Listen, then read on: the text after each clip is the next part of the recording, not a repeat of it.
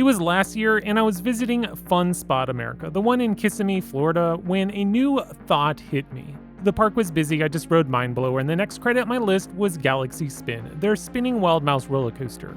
The line was really long, and I was like, no, I'm not gonna wait an hour for a spinning Wild Mouse. Okay, the wait may not have been an hour, but it looked longer than what I was willing to wait for. This is when I realized, why do I even care to get every coaster credit that is available?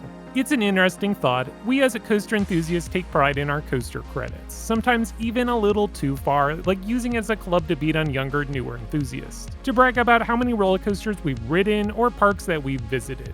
For a while, every trip I planned was solely based around obtaining new coaster credits. First, I wanted to hit 150 credits, then 200, 250, and now, which I'm just shy of 300 credits, I guess the goal is 300, if I actually cared. Yes, it will be cool to have 300 credits, and yes, I do like to lightly brag on this, sure, but it's no longer the be-all, end-all that it used to be. I guess my priorities changed. My last trip to Florida only snagged me a handful of credits, and I was okay with that. I was more concerned about our experience than getting new coaster credits.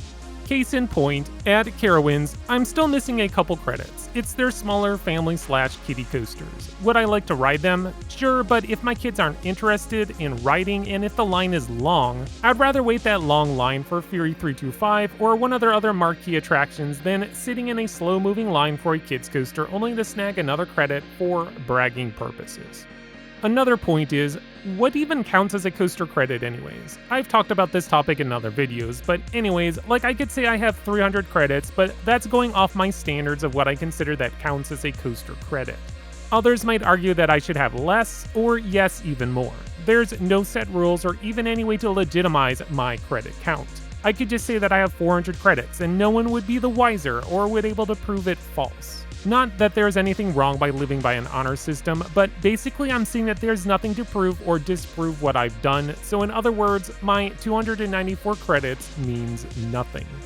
Also, your credit count doesn't make you more or less of an enthusiast. Being a coaster enthusiast is so much more than gaining new coaster credits. It's all about enjoying the thrills, meeting new people, learning about the attractions we love, and yes, trying new things. Up until I was 13, I never rode a legit big coaster other than like a kiddie coaster, but ironically, before that first ride on Thunderhawk at Dorney Park, I still considered myself an enthusiast. I loved everything about roller coasters and would spend way too much time on RCDB checking out the ride stats. When I finally started to ride roller coasters, I didn't go all out crazy. I first rode Thunderhawk, then it was an entire year before I gained enough courage to tackle yet another roller coaster.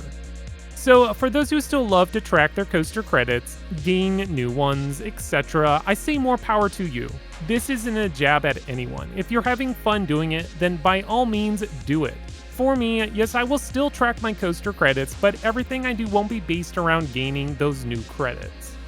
My goal is the experience. Sorry, Six Flags, but if your park consists of 90% cloned attractions that I've been at other parks, I don't see a reason to visit, just solely for the credits. But again, if that's what floats your boat, then have at it and enjoy. Honestly, I'd rather revisit my favorite parks than visit a new amusement park that doesn't have a collection of coasters that interest me. Not to say that I'll write these parks off, because if I can work it in my schedule, then sure, I'll stop by. But I'm looking for the unique rides, the ones that stand out amongst the pack.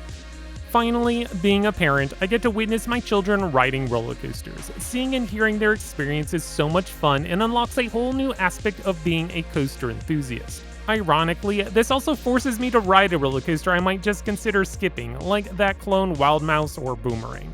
Braylon's favorite roller coaster at Carowinds is Flying Cobras, so yeah, I guess I can't skip that ride for the time being. So, in conclusion, what I'm trying to say is do what you like to do.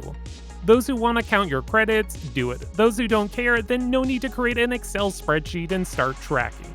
Find which aspect of being an enthusiast you enjoy most and expound on it. Being an enthusiast is supposed to be fun, not homework, though it never hurts to keep expanding our knowledge.